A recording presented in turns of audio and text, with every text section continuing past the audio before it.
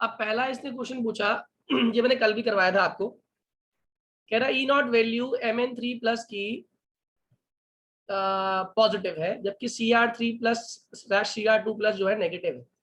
कह रहा है Mn3 प्लस से Mn2 प्लस बनना। देखो तुरंत इसके अंदर ऐसे क्वेश्चंस में आंसर ना इनकी इलेक्ट्रॉनिक कॉन्फ़िगरेशन है। Mn का एटॉमिक नंबर आप जानते हो 25 होता है, कॉन्फ़िगरेशन होती है आर्गन 4s2 3d5, ठीक है। और मैं कह रहा हूँ Mn3 प्लस, तो इसका मतलब दो तो इसने किस में से निकाल दिए, एस में से, और 3d5 में से भी क्या निकाल दिया इसने, 4 बना दिया हुआ है। 3d5 में से भी क्या बना दिया, एक निकाल के 3d4 कर दिया हुआ है इसको। तो कह रहा है Mn3 प्लस से Mn2 प्लस पे करने के लिए, मतलब Mn3 प्लस से अगर मैं क्या करना चाह रहा हूँ, Mn2 प्लस बनाना चाह रहा हूँ, तो ये क्यों इसका रिडक्शन पोटेंशियल जो है वो आसानी से मतलब वैल्यू दे रखा है, और जबकि दूसरे वाले केस की बात कर रहा हूँ तो उसकी वैल्यू क्यों उसने नेगेटिव दे रखी है। तो इसका आंसर है, देखो इसके जो रिडक्शन पोटेंशियल की बात करते हैं, ये क्या गेन करना चाह रहा है, ये D5 गेन करना चाहेगा। तो Mn3 प्लस बहुत जल्दी से क्या करेगा, ये इलेक्ट्रॉन लेना चाहेगा, देने की बजाय क्या करेगा, ये इलेक्ट्रॉन लेना चाहेगा। मेरी बात समझ आ रही है, आया ना, जल्दी बोलो। इलेक्ट्रॉन देने की बजाय ये इलेक्ट्रॉन लेगा और क्या बनाएगा, D5 बनाएगा, और D5 क्या होती है, हाफ फील्ड होती है। इसीलिए आपको काम करना पड़ेगा इसमें से इलेक्ट्रॉन को बाहर निकालने के लिए, क्योंकि ये अब इलेक्ट्रॉन देना नहीं चाह रहा, ये इलेक्ट्रॉन लेना चाह रहा है। जबकि Cr3 प्लस की बात करें तो Cr3 प्लस से Cr2 प्लस, पहले तो जानते हो कि Cr का एटॉमिक नंबर 24 होता है, कल सिखाया था मैंने ये बात। आर्गन 4s1 3d5 कॉन्फ़िगरेशन होती है। इसमें से कितने इलेक्ट्रॉन निकल चुके हैं, वेरी गुड। ये 3d कितना हो चुका है हमारा, एक और यहाँ से दो निकल गए, 3d3। और ये कितना है, Cr2 प्लस, इसमें कितना बनना चाहता है वो, 3d2, सही है ना, नहीं 3d4, 3d4 3d3 से 3d4 कभी बनना नहीं चाहेगा। कारण क्या है कि 3d में d3 क्या, 3d में कौन सा आ गया, d3। मैंने आपको कल सीक्वेंस सिखाया था, आपका स्टेबिलिटी ऑर्डर होता है d10, फिर आता है आपका D5 और लास्ट में आता है आपका D3। तो अगर ये D10 नहीं बन पाया, इट्स ओके, ये D5 रिटर्न करने की कोशिश करेगा। D5 नहीं बन पाया तो ये D3 तो बिल्कुल छोड़ना नहीं चाहेगा। तो इसीलिए ये 3D3 से 3D4, मतलब 3D3 से 3D4 बनना नहीं चाहेगा। इसीलिए ये क्या करेगा, इलेक्ट्रॉन लेने की बजाय ये बिल्कुल इलेक्ट्रॉन लेगा नहीं। इसीलिए इसकी टेंडेंसी क्या होगी, Cr2 प्लस से Cr3 प्लस बनता तो कहानी समझ आती, लेकिन Cr3 प्लस से Cr2 प्लस बनना और टफ हो जाएगा। इसको जस्ट उल्टा कर दूं, अगर मैं ये कह देता क्वेश्चन में कि Cr2 प्लस से Cr3 प्लस बन रहा है, तो कहानी समझ आ रही है। Cr2 प्लस से Cr3 प्लस जल्दी क्यों बनेगा बताओ, क्योंकि Cr2 प्लस में D4 है और Cr3 प्लस में क्या है, D3। ये स्टेबिलिटी गेन करने के लिए, D3 कॉन्फ़िगरेशन गेन करने के लिए ऐसा कर लेगा। मेरी बात समझ आ गई, पूरा कंसेप्ट समझ आ गया आप लोगों को। सर इसका परफेक्ट आंसर क्या होगा, लिख लो, मैं बोल देता हूँ। Mn3 प्लस से Mn2 plus, it is positive as it is forming half filled D5 configuration, as it is forming half filled D5 configuration.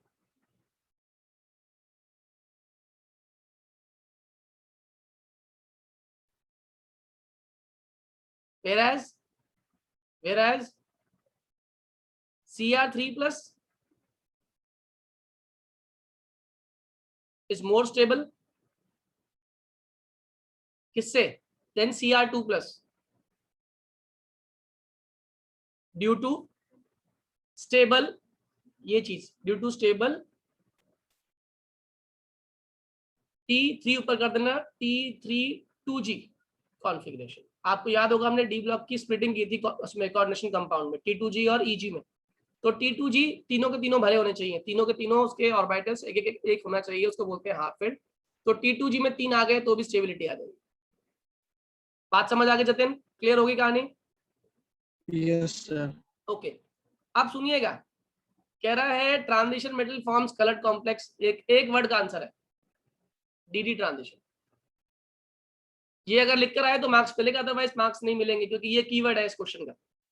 अगला है 2MnO4 minus plus 16H plus plus C2O4 2 minus. मैंने एक बात सिखाई थी आपको, अगर इधर MnO4 माइनस है तो इधर क्या बनेगा आपका, Mn2 प्लस।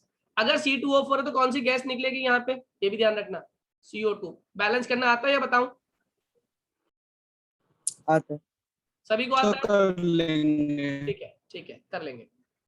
अब कह रहा है what type of isomerism is shown by CONH3 whole 5 ONOCl2। ये कौन सा लिगेंड दिख गया बीच में आपको, ये कौन सा लिगेंड है? अरे बोलो, कौन सा लिगेंड है? ONO कैसा लिगेंड होता है? NO2 है बेसिकली। NO2 कैसा लिगेंड है? नाइट्रो। NO2 नाइट्रो तो है, लिगेंड कैसा, टाइप बताओ लिगेंड का। यूनिडेंटेट है, बाइडेंटेट, सर एम्बीडेंटेट है, क्या है ये? आप लोगों ने याद नहीं किया कीवर्ड्स, इसका मतलब ONO मतलब NO2, अटैकिंग साइड कौन सी है? O है। अगर CN लिखा होता, NC लिखा होता, बात एक ही होती है, बस फर्क क्या है, अटैकिंग साइड चेंज है। ये लिगेंड्स कैसे कहलाते हैं? Ambidentate ligand. और एम्बीडेंटेट लिगेंड किस आइसोमेरिज्म में जरूर चाहिए? लिंकेज आइसोमेरिज्म में 100% ये रिक्वायरमेंट है, एम्बीडेंटेट लिगेंड होना ही चाहिए, ताकि दो अलग अलग ग्रुप्स को वो ज्वाइन कर सके। मेरी बात समझ आ रही है, हाँ या ना? जल्दी बोलो, हाँ या ना? ठीक है, अब यहाँ आ जाओ। D4 है, टेल नॉट, स्प्लिटिंग नहीं हो पा रही है, पेयरिंग ज्यादा है, स्प्लिटिंग नहीं हो पा रही, इसका मतलब कैसा लिगेंड है? ये ध्यान रखना, वीक लिगेंड। अगर वीक लिगेंड है तो क्या होगा? 1 2 3, 1 2 4 भरने हैं मुझे, D4 मतलब 4 भरने हैं। 4 कैसे भरे जाएंगे? पहला, दूसरा, तीसरा, और ये क्या हो गया, चौथा। कितने लोग को बात समझ आ गई, हाँ या ना?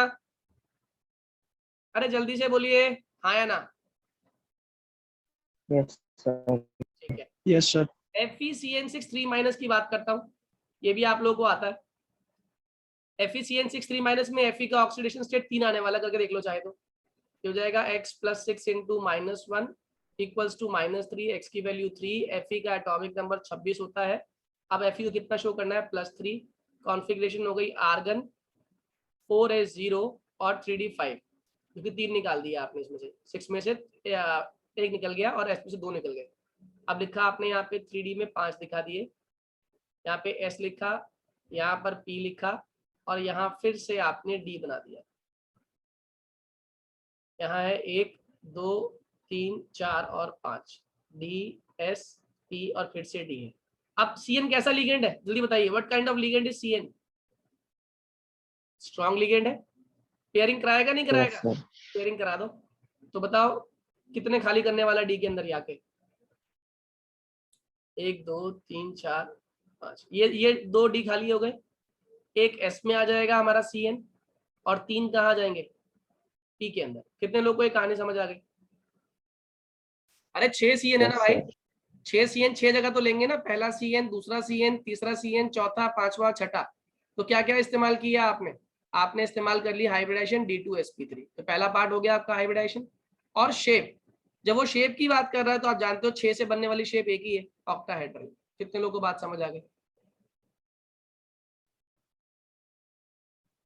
फुल मार्क्स चाहिए तो आंसर लिखने का तरीका सीखो, ये है आंसर लिखने का तरीका। अगला क्वेश्चन नंबर 14, जल्दी से बोलते जाइए। ये सिखाया हुआ सभी को आता है, तो किसी का भी गलत नहीं होना चाहिए, किसी का भी गलत नहीं होना चाहिए। बोलो कौन किसको लेके भागने वाला है? अरे बोलो कौन किसको लेके भाग जाएगा? इतनी देर लगाओगे? सर ये डबल बाउंड डू की जगह डबल बाउंड एन आ जाएगा। पानी भाग गया, दिख रहा है पानी भागता हुआ। अरे जो NH2 का H2 है, किसको लेके भाग जाएगा? O को लेके भाग जाएगा, बाकी जोड़ दो, जो कंपाउंड जुड़ेगा वो आपका आंसर है। मेरी बात समझ आ रही है? Yes sir. चलो अगला वाला क्वेश्चन कौन बताएगा? KMnO4 डाल रहा हूँ। KMnO4 करता क्या है? बहुत सारी ऑक्सीडेशन। ऑक्सीडेशन। और मैंने बताया था बेंजीन पे 2 कार्बन है, 2 हो 10 हो, खाली बेंजीन पे कितने कार्बन रह जाएंगे? अरे बोलो कितने रह जाएंगे? एक। ये बन जाएगा बेंजोइक एसिड, साथ में वाला जो दूसरा वाला वो भी क्या बना लेगा? Ethanoic acid. मेरी बात समझ आ गई, हाँ या ना? अरे हाँ सर। क्लियर है? इससे अगला वाला क्वेश्चन में कर क्या रहा हूँ? नाइट्रेशन कर रहा हूँ, आया ना? Yes sir. बताओ COH कैसा ग्रुप है? EDG है, EWG है?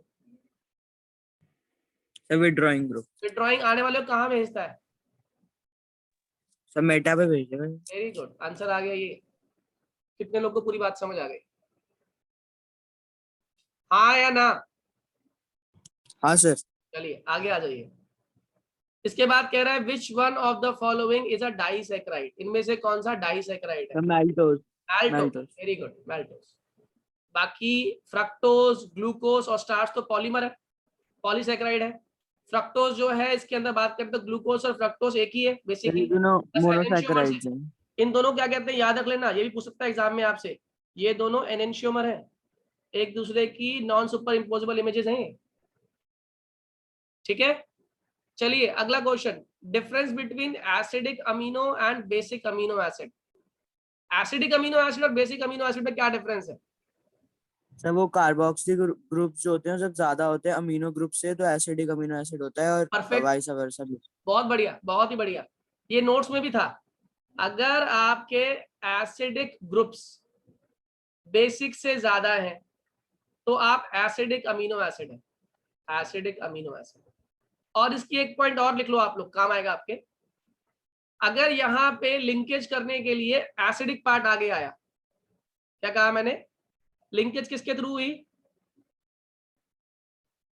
ऐसे लिंकेज ऐसे होगी इसके अंदर COH NH2, ठीक। तो जिसके अंदर लिंकेज जो होती है, या ये सिंपली कह रहे हैं कि अगर हम कंबाइन करने के लिए पहले अप्रोच कर रहे हैं एसिडिक पार्ट को तो भी हमारा एसिडिक अमीनो एसिड है, और अगर हम कंबाइन करते वक्त अप्रोच करते हुए ओरिएंटेशन करते वक्त NH2 की तरफ से कंबाइन कर रहे हैं तो भी हमारा बेसिक ओरिएंटेशन ज्यादा होगी। लेकिन मेजर इसका जो रीजन रहेगा वो यही वाला रहेगा कि एसिडिक पार्ट ज्यादा है बेसिक पार्ट से, तो आप एसिडिक अमीनो एसिड है, और बेसिक पार्ट ज्यादा है एसिडिक पार्ट से तो it would be basic amino acid. ये कहानी समझ आ गई सभी को? हाँ या ना? सबसे इंपॉर्टेंट 1 मार्क का क्वेश्चन, ये बोर्ड में न जाने कितनी बार आया हुआ है। कह रहा what is the name of the linkage joining two nucleotides. अभी अमाइड्स की बात नहीं कर रहा है, ये किसकी बात कर रहा है, न्यूक्लियोटाइड्स की। और वेरी गुड, 3 ही तरह की लिंकेज टोटल आपके पास है। एक होती है ग्लाइकोसिडिक लिंकेज, एक होती है आपकी पेप्टाइड बॉन्ड जिसे हम लोग बोलते हैं, और तीसरा है फॉस्फोडाइएस्टर, क्योंकि शुगर होती है इसके अंदर। तो ये कौन सी लिंकेज है, phosphodiester linkage. Am I clear to all? हाँ या ना? जल्दी हाँ से सर। बोलिए। चलिए अगला क्वेश्चन नंबर 17, ये सभी ने कर लिया होगा। Vapour pressure of water is, water मतलब P0 दे दिया तुम्हें 17.5। Calculate the vapour pressure of water at 20 degree Celsius when, मतलब सॉल्यूशन का निकालना है आपको। When 15 gram of glucose, W2 कितना हो गया 15 ग्राम, इसका M2 आप जानते ही हो 180, डिसॉल्व्ड इन 150 ग्राम पानी, W1 कितना हो गया 150, तो पानी का वेट भी आप जानते हो 18। सही है, बताओ फॉर्मूला कौन सा लगने वाला है, बताओ कौन सा फॉर्मूला लगने वाला है। अरे सब कुछ दिख रहा है इसके अंदर भाई, कौन सा लगेगा फॉर्मूला, कौन सी कॉलिगेटिव प्रॉपर्टी है ये, अरे relative lowering in vapour pressure, भूल गए क्या? हाँ sir. It is P0 minus P0 upon W2 upon M2 upon W2 upon M2 plus W1 upon M1। कितने लोगों को बात समझ आ गई? अब सब चीज तुम्हें पता है, ये पता है, ये पता है, ये पता है, ये पता है, ये पता है, ये पता है, ये पता है, ये निकालना, निकाल लोगे नहीं निकाल पाओगे? हाँ सर। इसका मैं आंसर आपको बता रहा हूँ, आप लोग करिएगा सॉल्व और चेक कीजिएगा आपका आंसर इतना आ रहा है नहीं आ रहा है। इसका आंसर आना चाहिए 17.3 mmHg। आंसर चेक करेंगे आप लोग करने के बाद जिन्होंने नहीं किया। क्वेश्चन नंबर 18 देख के बताओ ये कौन सा डिफेक्ट है, ये कौन सा डिफेक्ट है, साफ साफ दिख रहा है हमें। अरे नाम में ही डिफेक्ट है भाई।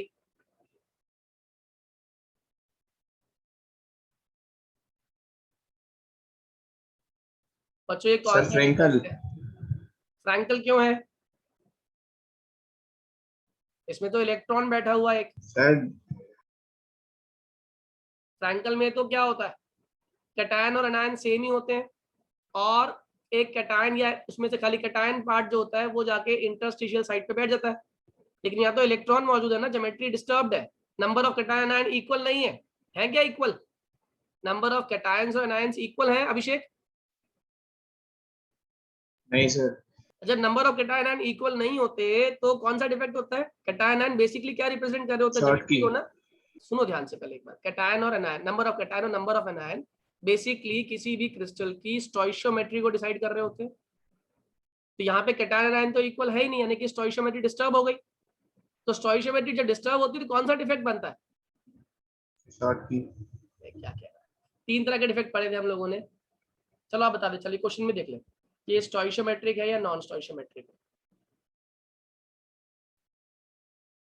जल्दी बोलो, इज द अबव डिफेक्ट स्टोइशियोमेट्रिक और नॉन स्टोइशियोमेट्रिक? बोल बेटा, अरे जल्दी से बोल दिया, अब तो साफ साफ आंसर दिख रहा है सामने। स्टोइशियोमेट्री का मतलब क्या होता है? नंबर ऑफ कैटायन और एनायन का मात्रा सेम होनी चाहिए। नॉन स्टोइशियोमेट्रिक। हाँ, इसमें क्या हो गया, कैटायन और एनायन इक्वल नहीं है, इसमें इलेक्ट्रॉन ने आके जगह ली है उसकी। तो कैसा डिफेक्ट हो गया, ध्यान रखिएगा, this answer is non stoichiometric. चलो अगला तुम ही बताओ Abhishek. Give the term use for the electron occupied site. ये जो इलेक्ट्रॉन ने जो साइट ली है, साइट का नाम बताओ। ये सिखाया था मैंने आप लोगों को, कौन सी साइट है जहाँ पे इलेक्ट्रॉन आके बैठा होता है, इसको एक नाम देते हैं हम लोग, बहुत ही इंपॉर्टेंट नाम है इसका, बहुत इंपॉर्टेंट, इसको एक स्पेसिफिक नाम से बुलाते हैं, electron trapped in anionic site. जल्दी बोलो बच्चों, क्या होता है? चैप्टर 1 सॉलिड स्टेट डिफेक्ट्स में पढ़ा था। राम जी की चप्पल आके भरत ने प्लेस कर दी थी, कौन सी साइट? बेटा बुरा हाल है, पढ़ नहीं रहे हो तुम लोग बिल्कुल भी। एफ सेंटर, फारबे सेंटर कहते हैं इसको। अभिषेक पढ़ाई नहीं, ये पढ़ा नहीं था आपने एफ सेंटर? सर पढ़ा था सर, दिमाग से निकल गया सर। कैसे निकल गया दिमाग से? कह रहा है give an example of the compound which shows this type of defect, जिसमें ये डिफेक्ट मिले। अब ये याद करो, एक क्वेश्चन था, dash salt present in vapour of dash gives yellow colour, बताओ वो कौन सा सॉल्ट था? ये भी क्वेश्चन था, हेडिंग के साथ कौन सा? जिंक था शायद, जिंक नहीं था, NaCl था। जिंक ऑक्साइड तो हीट करने पे टूटता है। आप लोग रिवाइज करो अच्छे से बच्चों, तैयारी तभी हो पाएगी, नंबर 100 में से 100 तभी आएंगे जब आपकी तैयारी होगी। अभी रिवाइज नहीं किया है तो बेसिक चीजें पूछी मैंने, इसमें तो कोई भी क्वेश्चन ऐसा नहीं था जो हम लोगों ने रिवाइज ना किया हो, 10 बार ये क्वेश्चन करा दिए मैंने। ठीक है, अब सुनिए आप लोग सभी दोबारा से, क्या कह रहा हूं मैं, आप लोग जितना मैंने ये काम कराया है